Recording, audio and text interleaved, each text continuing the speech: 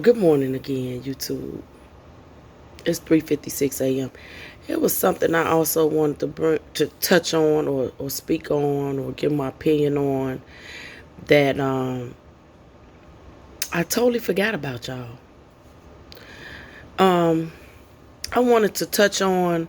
I heard the infamous Sylvia speak on it the last day she was in Chicago, and this is the conversation that's being had amongst the supporters that are in the courtroom, either on a daily basis or whenever they can get there, more than once. And one thing that is true, and one thing that did happen on a daily basis at the Dirksen Federal Court building, was what I deem as prejudice. Um, um, it was amazing how things was done right before you, as if they don't even care if you how you feel about it, and they don't care if you know. Back in the day, uh, when you came across prejudiced people or prejudiced acts, it was did more in a professional way. That's what I'm gonna call it, more a professional way. But now they just don't give a care. They just doing it uh, without regard. One of the things was I noticed, like, you had supporters arriving at the courthouse at before 7 in the morning when trial didn't even start until 10 o'clock a.m. They were there at 6:30 and 7 o'clock. Me myself, a few times I left work about 7:15, and I arrived in the building, in the Dirksen building, no later than 7:45. I would count myself because they would be standing in line. One time I was number 16. One time I was number 24. One time I was number, I think, 19.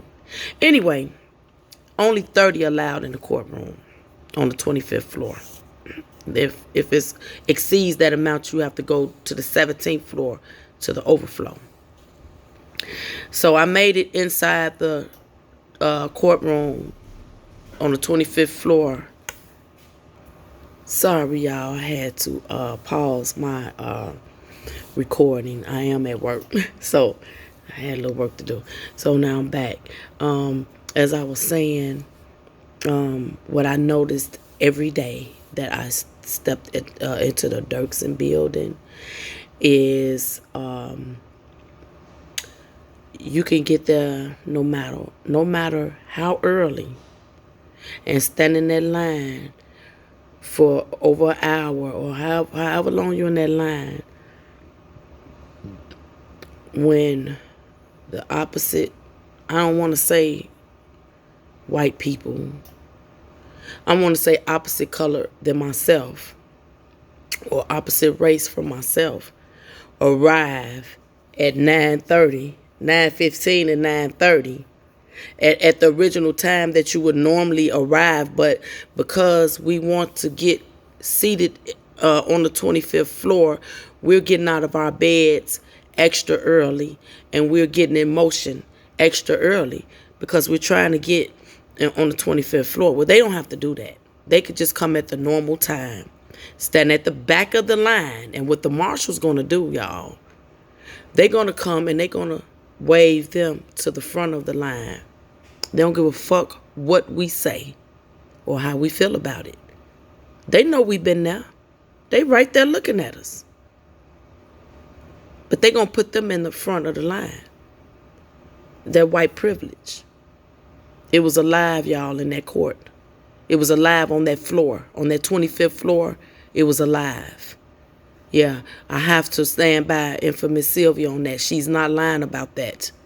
That's how this shit was going down. That entire 4 weeks of court trial, it was so much prejudice being displayed to our people, y'all, on the real, including myself. I made it on the 25th floor one day, and I'm actually had a perfect seat, y'all. I was comfortable. I was happy. He came in there and made me move. I had to get all the way in the corner. Yeah, he put opposite of me in front of, moved me out my seat. That happened. I'm not lying.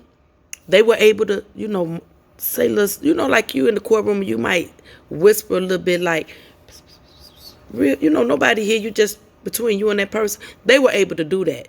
We were not even able to barely look at each other. Now, we had a group of supporters that were taking notes. And since they knew they couldn't talk or whisper, they got smart and they was writing notes to each other. Like, let's say two supporters sitting side by side. One write a note. That one read it. Then they write, like you used to do in school. Well, they got kicked out the courtroom for that.